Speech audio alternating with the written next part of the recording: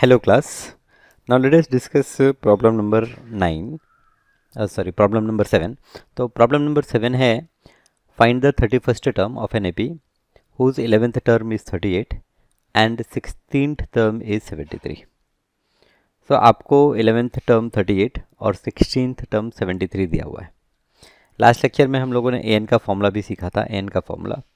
तो यहाँ पर अगर आप an का फॉर्मूला यूज़ करते हैं 11th टर्म और 16th टर्म के लिए तो आपको दो लीनियर इक्वेशन मिलेंगे और उसे सॉल्व करके आप a की वैल्यू d की वैल्यू फाइंड आउट करेंगे और फिर बाद में 31st टर्म फाइंड आउट करना है तो अगेन an का फॉर्मूला लगाएंगे. a 31st क्या हो जाएगा a प्लस 30d. सो चलिए स्टार्ट करते हैं. पहले a 11 हमारा 38 है तो यहाँ पर फॉर्मूला होगा a plus n minus 1d equal to an. That means a plus 10d equal to 38 and similarly 16th term 73 है तो a plus 15d equal to 73. अब आप सेकेंड इक्वेशन से फर्स्ट इक्वेशन को सब्ट्रैक्ट कर सकते हैं. तो अगर आप सेकेंड इक्वेशन से फर्स्ट इक्वेशन को सब्ट्रैक्ट करेंगे तो a तो कैंसिल हो जाएगा, 15d माइनस 10d आपको 5d मिलेगा और 73 माइनस 38 आपको 35 मिलेगा. 5 से डिवाइड करेंगे तो हमें d की वैल्यू 7 मिल जाएगी और ये जो d की वैल्यू है ये फिर हम इक्वेशन 1 या इक्वेशन 2 में पुट करेंगे. तो चलिए इक्वेशन 1 में पुट कर लेते हैं. तो 38 equal to a plus 10 into 7. So 10 into 7 70. 38 minus 70 किया तो माइनस 32 आ गया. तो ये a की वैल्यू हो गई. तो a की वैल्यू माइनस 32, d की वैल्यू 7. अब हमें क्या करना है, a 31st निकालना है. तो a 31st क्या होता है, a 31st a plus 30d, a minus 32 plus 30 into d 7. तो माइनस 32 प्लस 30 इंटू 7 सॉल्व करेंगे तो हमें a 31st की वैल्यू मिलती है 178. So hence 31st term of the AP is 178. Right, simple question. Okay, चलिए आगे नेक्स्ट क्वेश्चन में जाते हैं. An AP consist of 50 terms of which third term is 12 and the last term is 106. Find the 29th term. Okay, AP जिसमें 50 term है, third term 12 दिया है और लास्ट टर्म 106 दिया है. तो लास्ट टर्म 106 मतलब A50 ही आपको 106 दिया है, A50. और हमें फाइंड आउट करना क्या है, हमें फाइंड आउट करना है 29th टर्म. तो अब यहाँ पर अगेन A3 आप फॉर्मूला यूज़ करेंगे तो a plus 2d equal to 12 और last term that is A50 formula use करेंगे तो a प्लस 49d और लास्ट टर्म है 106. It is equal to 106. तो अगेन आपके पास दो इक्वेशन है, दो अननोन है, साइमल्टेनियसली सॉल्व करना है और 29th टर्म के लिए a प्लस 28d का फॉर्मूला अप्लाई करना है. तो प्रॉब्लम एग्जैक्टली जैसे आपने 7th किया वैसा ही है, ये आप खुद कर सकते हैं. ठीक है, तो इस प्रॉब्लम को सॉल्व कीजिए. आंसर जो है वो कमेंट में बताइए क्या है. 9th प्रॉब्लम डिस्कस करते हैं. 9th प्रॉब्लम है if the third term and the 9th term of an AP are 4 and minus 8. अब देखिए यहाँ पर थर्ड टर्म, तो सारे प्रॉब्लम एक जैसे ही हैं, जैसे हमने पहले किया था उस तरह के ही प्रॉब्लम दिख रहे हैं. Third term and 9th term are 4 and minus 8. तो थर्ड टर्म 4 है, 9th टर्म माइनस 8 है. Which term of an AP is 0. अब मुझे पता करना है कि भाई कौन सा टर्म 0 होगा. तो यहाँ पर थर्ड टर्म और 9th टर्म जो मुझे दिया है उससे मैं दो लीनियर इक्वेशन बना के अगर सॉल्व करूँ तो मुझे a और d की वैल्यू मिलती है. तो जब आप सॉल्व करेंगे तो आपको d की वैल्यू मिलती है -2 और a की वैल्यू मिलती है 8. तो a और d मिल गया आपको. अब आपको ये पता करना है कि कौन सा टर्म 0 होगा. मान लेते हैं an 0 होगा. तो an 0 होगा मतलब a plus n minus 1d equal to 0 होगा. अब a की वैल्यू भी है, d की वैल्यू भी है, सिर्फ n की वैल्यू नहीं है. तो ये इक्वेशन हम लिखेंगे, सॉल्व करेंगे और हमें n की वैल्यू मिल जाएगी. तो यहाँ पर सॉल्व करने के बाद हमें n की वैल्यू 5 मिलती है. सो हम कहेंगे कि fifth term of AP is 0. Right, simple. Okay, so सारे प्रॉब्लम आप देखिए कितने सिंपल हैं, सब एक ही फॉर्मूले पर बेस्ड प्रॉब्लम दिखते हैं. The 17th term of an AP exceed the 10th term by 7. Find the common difference. अब यहाँ पर देखिए, यहाँ पर आपको 17th टर्म यहाँ पर क्या दिया है कि जो 17th टर्म है वो एक्सीड कर रहा है 10th टर्म बाई 7. मतलब यहाँ पर हमें ये दिया है कि A17 और A10 का जो डिफरेंस है वो 7 है, या आप कह सकते हैं A17 equal to A10 plus 7 है. अब बस करना क्या है, A17 का फॉर्मूला लिखना है which is a plus 16d minus आपको A10 का फॉर्मूला लिखना है which is a plus 9d equal to यहाँ पर 7. तो ब्रैकेट ओपन करेंगे तो a कैंसिल और 16 माइनस 9, 16 माइनस 9 क्या होता है, 7 होता है. तो 7d इक्वल टू 7. तो 7d इक्वल टू 7 तो d इक्वल टू क्या हो गया, d इक्वल टू 1 हो गया. So we get the answer for D is equals to 1. Okay, right. Which term of an AP 3, 15, 27, 39 will be 132 more than its 54th term? Okay, so आपको पता करना है कि कौन सा टर्म जो है वो 54th टर्म से 132 ज़्यादा है. चलिए वापस से मान लेते हैं कि nth टर्म होगा जो 132 मोर होगा 54th टर्म से. तो ए एन आपका यहाँ पर बन जाता है A N equal to A54 plus 132. अब अगेन ए एन का फॉर्मूला आप इम्प्लीमेंट करेंगे. A N is equals to a plus n minus 1d and this is equals to a54 that is a plus 53d plus 132. अब ये equation है, इसमें सिर्फ एक अननोन है n. आप इक्वेशन को सॉल्व करेंगे, सिंप्लीफाई करेंगे तो आपको n की वैल्यू मिल जाएगी. तो यहाँ पर हम सॉल्व करते हैं तो हमें n की वैल्यू 65 मिलती है. तो हम कह सकते हैं कि जो 65th टर्म है, okay, 65th term of this particular AP will be 132 more than the 54th term, right. So ये था आपका प्रॉब्लम 11, राइट. अब चलिए प्रॉब्लम 12 देखिए. Two APs have the same common difference. The difference between their 100th term is 100. What is the difference between their 1000th term? तो आपको दो AP दिए हैं जिनका कॉमन डिफरेंस सेम है, दोनों का कॉमन डिफरेंस सेम है. हो सकता है एक ही वैल्यू अलग होगी बट कॉमन डिफरेंस सेम है. और ये भी बताया है हमें कि उनके 100th टर्म का जो डिफरेंस है वो 100 है और हमें 1000th टर्म का डिफरेंस फाइंड आउट करना है. तो ठीक है, दो अलग अलग एपी है. तो एक एपी के लिए हम कंसिडर करते हैं कि पहला जो टर्म होगा वो कैपिटल ए मान लेते हैं या फिर चलिए स्मॉल ए मानते हैं. यहाँ पर हमने क्या कंसिडर किया, हमने कहा है कि फॉर द फर्स्ट एपी हमने लिखा है ए एन जो है वो ए प्लस एन माइनस 1d है. और सेकंड एपी के लिए हमने ए की जगह वेरिएबल बी यूज़ कर लिया है और हमने लिखा है B is equal to B plus N minus 1d. अब देखिए यहाँ पर डी दोनों में हमने सेम लिया. क्यों? क्योंकि हमें प्रॉब्लम में बताया गया है कि दोनों के लिए कॉमन डिफरेंस सेम है. एक चीज़ और हमें बताई गई है कि A100 माइनस B100 आपको 100 दिया हुआ है. अब आप करेंगे क्या, आप एन का फॉर्मूला इम्प्लीमेंट कर रहे हैं और ये यहाँ पर बी एन का फॉर्मूला इम्प्लीमेंट कर रहे हैं. तो ये आपने फॉर्मूला इम्प्लीमेंट कर लिया और जब आपने ब्रैकेट ओपन किया, सॉल्व किया, तो आप देखते हैं कि 100 माइनस 1d तो कैंसिल हो जाएगा. तो सिर्फ क्या बचता है, a माइनस बी बचता है और a minus B equal to 100. तो एक चीज़ तो क्लियर हो गई कि a माइनस बी की जो वैल्यू है वो है 100. और ये भी दूसरी चीज़ क्लियर हो गई कि a 100th टर्म जो होगा उसका जब हम डिफरेंस निकाल रहे हैं तो वो a माइनस बी आ रहा है. तो 1000 टर्म का डिफरेंस भी तो a माइनस बी ही आएगा. अगर 100 टर्म का डिफरेंस a माइनस बी आ रहा है तो 1000 टर्म का डिफरेंस भी a माइनस बी आएगा और a माइनस बी की वैल्यू कितनी है, 100 है. तो यहाँ पर हमने 1000 टर्म का भी डिफरेंस निकाल लिया और 1000 टर्म का डिफरेंस भी हमें कितना मिलता है, 100 मिलता है. तो 100 आपका आंसर. ओके, सो अब बढ़ते हैं आगे. Next problem, question number 13. How many 3 digit number are divisible by 7? How many 3 digit number are divisible by 7?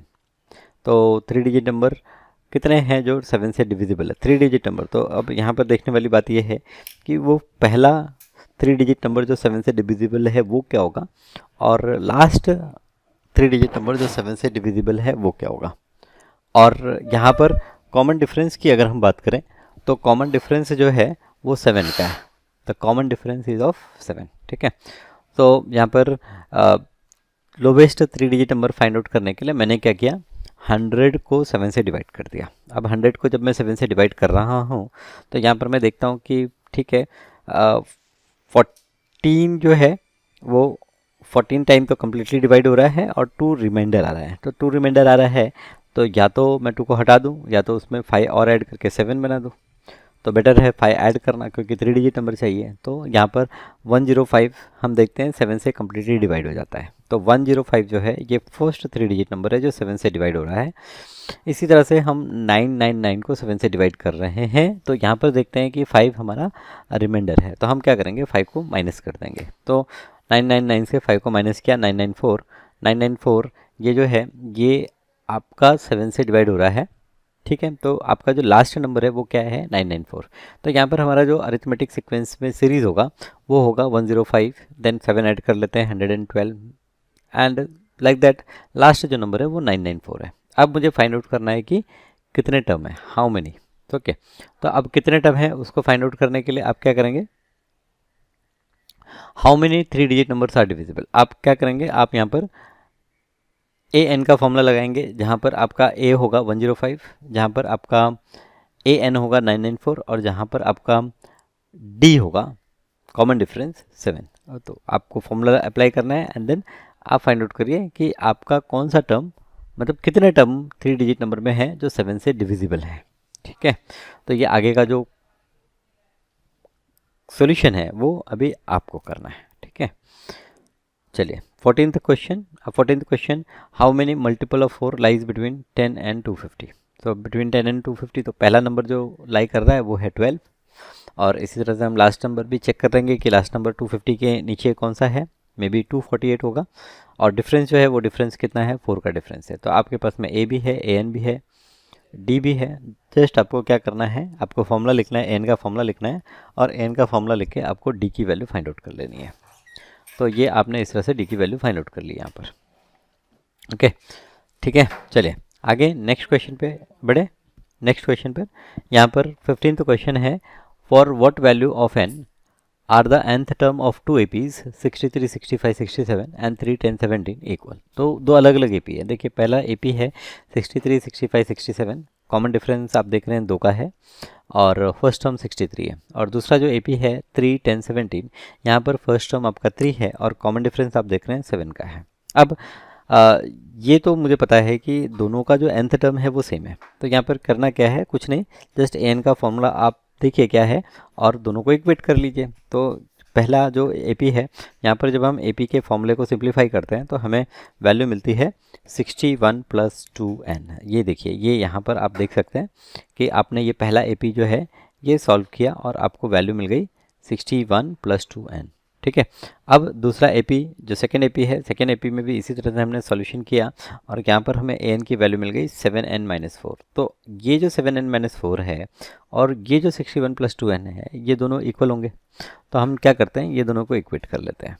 अब जब ये दोनों को इक्वेट करते हैं तो हम देखते हैं कि हमें जो n की वैल्यू मिल रही है, पहले तो 5n हम सॉल्व करेंगे तो 5n मिलेगा, और 5n की वैल्यू हमें 65 मिल रही है। तो n की वैल्यू क्या हो जाएगी, 65 / 5 दैट इज़ 13। तो इसका मतलब ये हो गया कि ये जो गिवन AP है, इसका जो 13th टर्म होगा, दोनों AP का 13th टर्म क्या होगा, सेम होगा, right. Okay, for what value of n the nth term of the 2 APs are equal. तो 13th term for what value, for n = 13, ये दोनों का जो AP होगा वो 13th टर्म दोनों AP के लिए क्या होगा, सेम होगा, राइट। ये आपका 15th प्रॉब्लम था। अब बढ़ते हैं हम 16th प्रॉब्लम की तरफ। 16th प्रॉब्लम है, determine the AP whose 3rd term is 16 and the 7th term exceed the 5th term by 12। देखिए प्रॉब्लम है, देखने पे ऐसा लगता है कि अरे ये तो बड़ा कंफ्यूजिंग है, लेकिन आप ध्यान से इसको वापस से पढ़ेंगे और लिखेंगे। जैसे determine AP whose 3rd term, whose 3rd term is 16। Okay, तो यहाँ पर A3 आपको दिया है 16 and the 7th term exceed the 5th term by 12। तो 7th टर्म जो है वो 5th टर्म से कितना बड़ा है, 12 बड़ा है। तो बस अब करना क्या है, यहाँ पर A7 के लिए A7 का फॉर्मूला लिख लेते हैं जो है A + 60, और A5 की जगह पर हम A5 का फॉर्मूला लिख लेते हैं जो है A + 4D + 12। अब ये A तो कैंसिल हो गया, 6 - 4, यहाँ पर ये 2D = ये 12। सो D = ये हमें 6 वैल्यू मिल जाती है। तो D = 6, ये हमारा आंसर है, राइट। अच्छा सॉरी, डी हमें फाइंड आउट करना है क्या, determine the AP find out करना है। तो डी मिलने के बाद फिर हमें A को भी फाइंड आउट करना है। तो अगेन A3 का फॉर्मूला लिखते हैं A + 2D, और A + 2D की वैल्यू 16। यहाँ पर A की वैल्यू पता नहीं है, D की वैल्यू यहाँ पर हमें पता है 6 है, तो 6 × 12 = 16। तो ये A की वैल्यू हमें कितनी मिल गई, 4 मिल गई। तो A4, फिर हमारा जो कॉमन डिफरेंस है वो है 6, सो 4, 6 + 4 10, 10 + 6 16, 16 + 6 22, और ये इसी तरह से ये हमारा क्या हो गया, ये हमारा अरिथमेटिक प्रोग्रेशन हो गया। This is our AP। Okay, तो determine the AP whose 3rd term is 16 and 7th term exceed the 5th term by 12, right. Okay, ये क्वेश्चन नंबर 16। अब बढ़ते हैं क्वेश्चन नंबर 17 की तरफ। क्वेश्चन नंबर 17 है, find the 20th term from the last term of the AP। Okay अब देखिए last term. Okay तो ये प्रॉब्लम पे थोड़ा ज़्यादा ध्यान दीजिए क्योंकि अभी तक ऐसा प्रॉब्लम नहीं आया था। हमें लास्ट टर्म से 20th टर्म फाइंड आउट करना है। आपका एपी है 3, 8, 13 and like this 253, last term 253। तो गिवन एपी लिख लिया हमने, ए की वैल्यू 3, डी की वैल्यू यहाँ पर 8 - 3 5, लास्ट टर्म 253। तो आपने अगर ध्यान दिया होगा तो हमने एक फार्मूला स्टार्ट में किया था कि लास्ट से जो nth टर्म होता है वो होता है l minus n minus 1 time d। तो यहाँ पर 20th term from the last क्या होगा, 20th term from the last होगा आपका लास्ट टर्म। आप फार्मूला भी लिख सकते हैं, फार्मूला लिखेंगे l, मैं इस तरह से फार्मूला लिखूंगा कि भाई L N is equals to L minus n minus 1 d, ये फार्मूला हम लिखेंगे। तो यहाँ पर ये ln 253 माइनस n माइनस 1, तो n minus 1 20th term find out करना है तो 19 टाइम d की वैल्यू कितनी है 5 है यहाँ पर, और ये सिंप्लीफाई करके हमें आंसर मिलता है 158। So the 20th term from the last is what 158। Okay 18th problem, the sum of the 4th term and 8th term of an AP is 24 and the sum of 6th and 10th term is 44. Find the first 3 terms of the AP. ओ हो क्या बात है। देखिए problem फिर से लगता है कि बड़ा कॉम्प्लिकेटेड है, बट यहाँ पर A4 + A8 24 दे दिया और A6 + A10 आपको 44 दे दिया। करना क्या है, करना कुछ नहीं है, दोनों का फॉर्मूला लिखना है, ऐड करना है, दो इक्वेशन मिलेंगे आपको, दोनों इक्वेशन को सॉल्व करना है, ए और डी की वैल्यू मिल जाएगी। अब ए और डी की वैल्यू मिल जाती है तो आप पहले 3 टर्म फाइंड आउट कर लेंगे। ओके बताइए कोई है तकलीफ। मैं आपको जैसे पहला ये सॉल्व करके दिखाता हूँ। तो A4 क्या होता है, A + 3D होता है, और A8 क्या होता है, A + 7D होता है। तो ये दोनों को ऐड करेंगे तो आंसर कितना मिलता है हमें 24। तो A + 3D + A + 7D, तो A + A कितना हो गया 2A हो गया, और 7 + 3 कितना हो गया 10 हो गया, 2A + 10D = 24। सो देयरफॉर 2 को कॉमन ले लेते हैं और A प्लस ये क्या हो जाएगा 5D, A + 5D = क्या हो जाएगा 12। सो A + 5D = 12। अब आप यहाँ पर ये एक इक्वेशन है, इसी तरह से एक इक्वेशन और फ्रेम करेंगे और फिर आपको A और D की वैल्यू मिल जाएगी। तो आप पहले 3 टर्म निकाल सकते हैं। तो 19th प्रॉब्लम देख लेते हैं। Subbarao started work in 1995 at an annual salary of rupees 5000 and received an increment of rupees 200 each year. In which year did his income reach 7000? तो बेसिकली अगर आप देखें तो ये एक अरिथमेटिक प्रोग्रेशन है जिसमें पहला टर्म आपका 5000 है, आपका इंक्रीमेंट दैट इज डी 200 है, और आपका जो लास्ट पे है दैट इज एन जो है वो 7000 है, और एन आपको पता करना है। तो बस क्या है, इक्वेशन लिखिए, एन का फॉर्मूला लिखिए और एन फाइंड आउट कर लीजिए। अब एन एक बार आपको मिल जाता है तो वो उतने मंथ के बाद आपकी सैलरी 7000 हो जाएगी। तो आपको जो भी मंथ मिलता है उससे 12 से डिवाइड कर दीजिए। ओके 12 से डिवाइड कर दीजिए, आपको नंबर ऑफ़ ईयर मिल जाएंगे, कितने साल में वो 7000 तक पहुंचता है। अब वो जो नंबर ऑफ़ ईयर मिल गए उसे आपको 1995 में ऐड करना है। तो बस क्या, बस आपको आपका फाइनल ईयर मिल जाएगा कि किस ईयर में आपकी जो इनकम है वो 7000 है।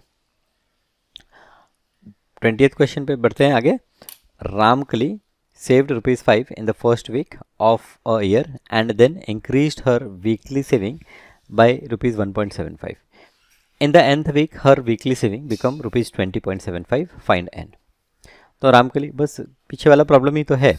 रामकली 5 रुपया सेव करती है पहले वीक में, और फिर उसके बाद में हर वीक वो 1.75 इसमें ऐड कर देती है। तो डी क्या हो गया 1.75 हो गया।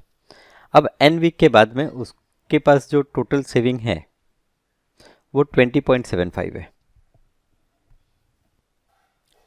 मतलब टोटल सेविंग नहीं, यहाँ पर nth वीक के बाद की वीकली सेविंग जो है उसकी वो 20.75 है। टोटल सेविंग में कहूँगा तो भाई वो सारी सेविंग ऐड हो जाएगी। तो यहाँ पर nth वीक के बाद की जो सेविंग है वो 20.75 है। इसका मतलब एन 20.75 है, ए आपका 5 है, डी आपका 1.5 है।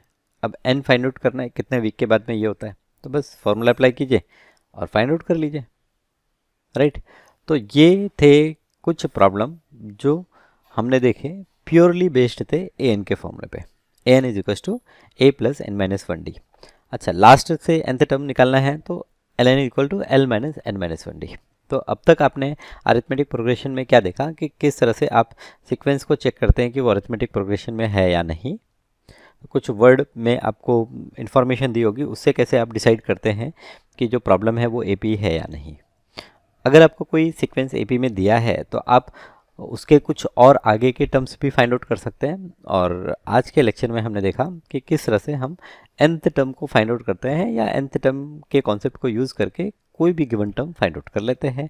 या फिर अगर हमें लास्ट टर्म भी दिया है, फर्स्ट टर्म भी दिया है, कॉमन डिफरेंस भी दिया है, तो टोटल कितने टर्म होंगे वो हम फाइंड आउट कर लेते हैं। अब आगे के लेक्चर में क्या करेंगे हम, तो आगे के लेक्चर में हम देखेंगे कि किस तरह से हम ये जो टर्म्स अरिथमेटिक प्रोग्रेशन में है उनका टोटल क्या होता है, सम के लिए भी हम थोड़ा सा डिस्कशन करेंगे और सम फाइंड आउट करेंगे अगले लेक्चर में।